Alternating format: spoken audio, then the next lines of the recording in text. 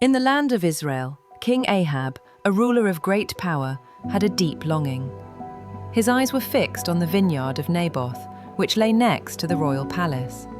But Naboth, a man of integrity, refused to sell or trade the land, for it was an inheritance passed down to him by his ancestors.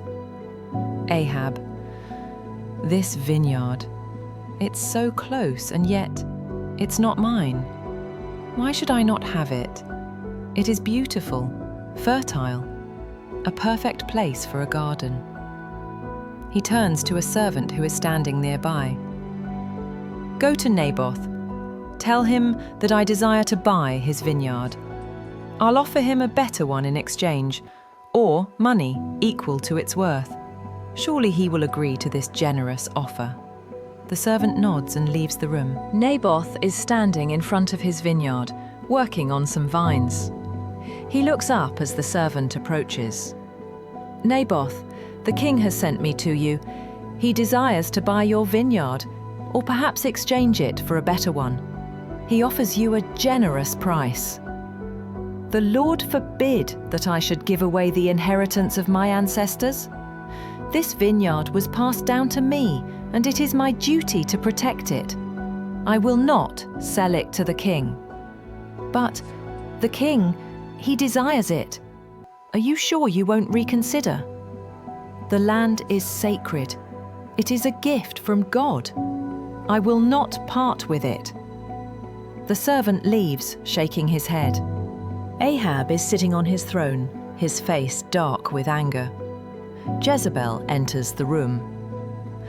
Why is your face so sad, my husband? Why do you not eat? I spoke to Naboth. I offered him money or a better vineyard, but he refused. He will not sell me his vineyard. Is that all? You are the king of Israel. You have the power to do as you wish. You need not be upset by the stubbornness of a simple man. I will take care of it.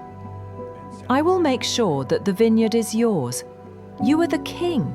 No one defies you. Jezebel stood before the elders and nobles of the city. Jezebel, you will proclaim a fast, and you will seat Naboth at the head of the table. Then you will hire 2 worthless men to accuse him of blasphemy, of cursing God and the king. After that, you will take him out and stone him to death. Elder 1, but my queen, this is a wicked thing.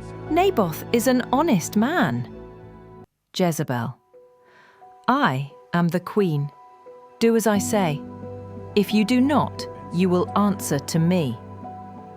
The elders nod in fear, and the plot begins to unfold. Naboth is seated at the head of a table.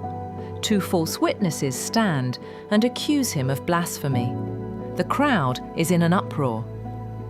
Witness 1. Naboth cursed God and the king. He spoke against the very throne. Witness 2.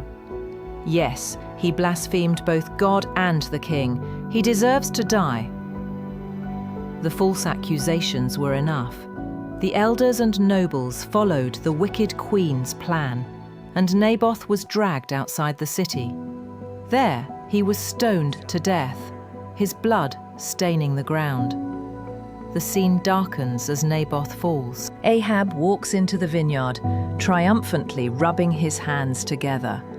Ahab, at last, the vineyard is mine. This is a great victory for Israel. Jezebel appears behind him, smiling wickedly. Jezebel, now, my husband, you have what you desired. The vineyard is yours, just as you wished. Ahab smiles, satisfied. Elijah the prophet appears suddenly before Ahab in the vineyard. The sky grows dark as he approaches.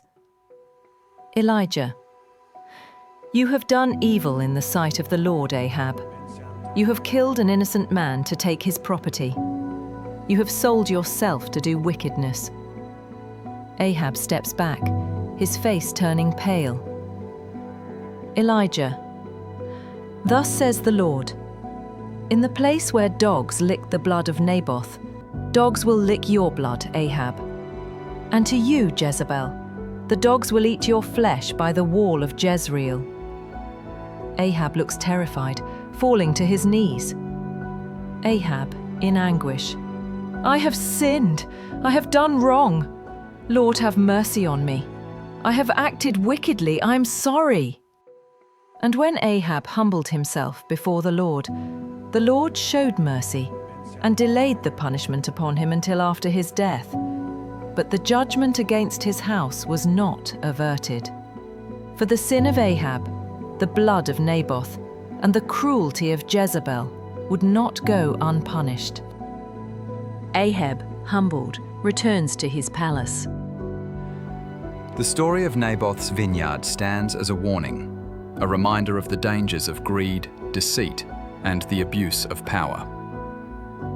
Though Ahab repented, the consequences of his actions were set in motion, and the Lord's judgment would come upon him and his house. This video captures the main elements of 1 Kings 21, with some dramatic flair for storytelling. Would you like any adjustments or additions?